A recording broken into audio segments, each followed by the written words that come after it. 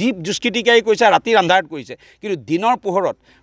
মাইকৰ আগত বুকু ফিন্দাই অসমীয়া সমাজখনক গৌৰৱ গগৈ যিমান আঘাত দিছে অসমৰ ইতিহাসত কোনো ব্যক্তিয়ে দিয়া নাই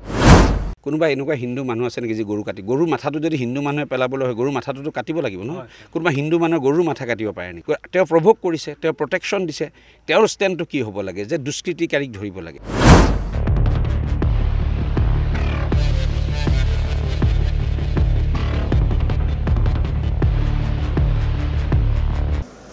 দেখা পালে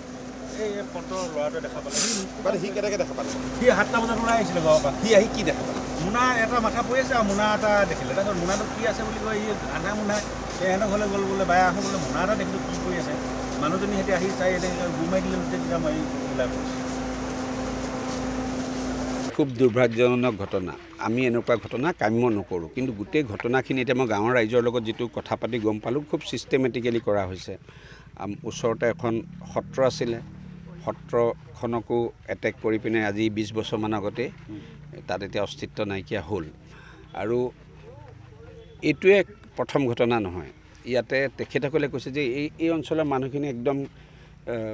সাধাৰণ ৰাইজ তেওঁলোকে এটা নামঘৰ বনাইছে তেওঁলোকে কোৱা মতে যে প্ৰথম তেওঁলোকৰ ফেন চুৰ কৰি লৈ গৈছে পানীৰ মটৰ চুৰ কৰি লৈ গৈছে সেইটোতো সফল হ'ব নোৱাৰি এতিয়া এটা ইয়াতে বেয়া বস্তু এটা যিটো আমি হিন্দু ধৰ্মমতে আমাৰ সেইটো আমি ভাবাটো বেয়া কথা তেনেকুৱা ধৰণৰ বস্তু কালি ইয়াতে পেলাই থৈ গৈছে কৰি মানুহখিনিক আতংকিত কৰোৱা হৈছে কিন্তু চৰকাৰ আমি সষ্টম মই ৰাতিয়ে গম পাইছোঁ মোক ভিডিপিৰ পৰা তেখেতে জনাইছিলে জনোৱাৰ লগে লগে আমি জিলা প্ৰশাসন খুব ক্ষিপ্ৰতাৰে বস্তু ৰিকভাৰী কৰা হৈছে মানুহ এৰেষ্ট হৈছে 7জনমান ব্যক্তি এতিয়ালৈকে এৰেষ্ট হৈছে আৰু বিভিন্ন আজিকালি জানে যে বাচিটো যাব নোৱাৰিব আজিকালি বিজ্ঞানসন্মতভাৱে তদন্ত কৰা হয় মোবাইল বিভিন্ন কথা আছে কৰি ইতিমধ্যে অতিৰিক্ত ফ'ৰ্চো অনা হৈছে এই ৰাইজৰ কিছু ডিমাণ্ড আছে আশে পাশে গোটেই ব্যৱস্থাটো লৈ এই অঞ্চলটোৰ আশে পাশৰ ব্যৱস্থা লৈ ৰাইজৰ যিখিনি ডিমাণ্ড আছে তেওঁলোকে লিখিত আকাৰে কালি দিব মই মুখ্যমন্ত্ৰী মহোদয় ইতিমধ্যে 3-4বাৰ ফোন কৰি ঘটনা সম্পৰ্কে মোৰ লগতো অৱগত হৈ আছে জিলা প্ৰশাসনৰ লগতো কৰণীয় যিখিনি আছে সেইখিনি একদম কঠোৰ হাতেৰে কৰা হ'ব তাত কোনো হাৰি যাব নোৱাৰিব আৰু ৰাইজে অকল এইটো এটা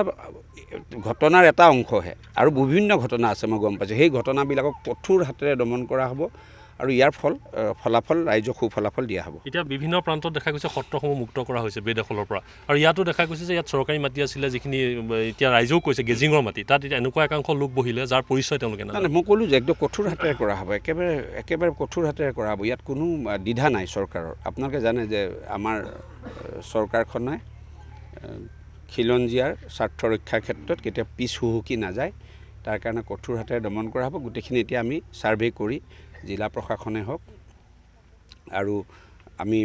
সমাজখনে সকলোৱে মিলি আমি ইয়াৰ ওপৰত কঠোৰ ব্যৱস্থা লোৱা হ'ব আৰু এইটো সময়ত দেখা গৈছে যি সময়ত এনেকুৱা ধৰণৰ ঘটনা সংঘটিত হৈছে সেই সময়ত গৌৰৱ গগৈ কৈছে যে এইখিনি RSS বা বিজেপিৰ জড়িত এতিয়া মই ব্যক্তিগত চাওক এতিয়া গোটেই ঘটনাটো হৈছে যে এনেকৈ গৰুৰ চিহ্ন মূৰ গৰুৰ মাংস পেলাই যাবলৈ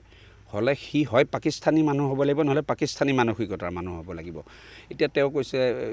কৈছে যে তেওঁ যি ধৰণৰ কথা কৈছে প্ৰভোগ কৰিছে এতিয়া আপুনি মোক কওক হিন্দু মানুহ এজনে পৃথিৱীত কোনোবা এনেকুৱা হিন্দু মানুহ আছে নেকি যে গৰু কাটি গৰুৰ মাথাটো যদি হিন্দু মানুহে পেলাবলৈ হয় গৰুৰ মাথাটোতো কাটিব লাগিব নহয় কোনোবা হিন্দু মানুহে গৰুৰ মাথা কাটিব পাৰে নেকি তেওঁ প্ৰভোগ কৰিছে তেওঁ প্ৰটেকশ্যন দিছে তেওঁৰ ষ্টেণ্ডটো কি হ'ব লাগে যে দুষ্কৃতিকাৰীক ধৰিব লাগে তেওঁ এটা এনেকুৱা পলাৰাইজ কৰিব গৈছে ইয়াততো মই এতিয়া মোৰ এইটো মানসিকতা নকয় মই আপোনালোকে দেখে যে নামঘৰৰ মজিয়াত গৈ মই বিজেপিৰ কাৰণে ৰাজনৈতিক কথা নাপাতোঁ কোনোবাই ধৰ্মীয় উন্মাদনাৰ সৃষ্টি কৰি ভোট লোৱাৰ যি পৰিকল্পনা কংগ্ৰেছ দলৰ আজি এই আমি কিয় ভুগিছোঁ আজি কিয় ভুগিবলগীয়া হৈছে এই 60 বছৰ কংগ্ৰেছে কৰা এইবিলাক কামৰ কাৰণে এই প্ৰভোকেশ্যনৰ কাৰণে এই এপিজমেণ্টৰ কাৰণে আমিতো কেতিয়াও অশান্তি বিচৰা জাতি নহয় অসমীয়া আজি কিমান পুৰণা জাতি কিমান ডাঙৰ আমাৰ ইতিহাস আছে কোনদিনা আমি অশান্তি বিচৰা জাতি কিন্তু আজি কংগ্ৰেছৰ নেতৃত্বই বিশেষকৈ আপুনি যিজন ব্যক্তিৰ নাম লৈছে তেওঁ যেনেকৈ প্ৰভোগ কৰি যেনেকৈ প্ৰটেকশ্যন দিয়ে এক চামক উৎসাহিত কৰিছে এইবিলাক কামত তেওঁ গৰিহণাৰ যোগ্য ভোট ল'ব অসমখন থাকিব লাগিব প্ৰথমতে ভোটটো পিছত হৈ থাকিব কোনোবা MLA মন্ত্ৰী হ'ব নহ'ব সেইটো বহুত দৰকাৰী কথা নহয় কিন্তু আমাৰ সমাজৰ মানুহখিনি আমাৰ খিলঞ্জীয়া মানুহখিনি জীয়াই থাকিব লাগিব কিন্তু সেই মানুহখিনিক অন্তৰত কেৱল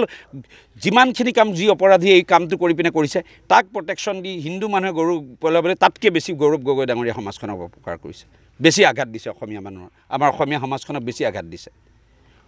কোনো মানুহে এনেকুৱা যি দুষ্কৃতিকাৰী কৰিছে ৰাতিৰ আন্ধাৰত কৰিছে, কিন্তু দিনৰ পোহৰত মাইকৰ আগত বুকু ফিন্দাই অসমীয়া সমাজখনৰ গৌৰৱ গগৈ যিমান আঘাত দিছে অসমৰ ইতিহাসত কোনো ব্যক্তিয়ে দিয়া নাই।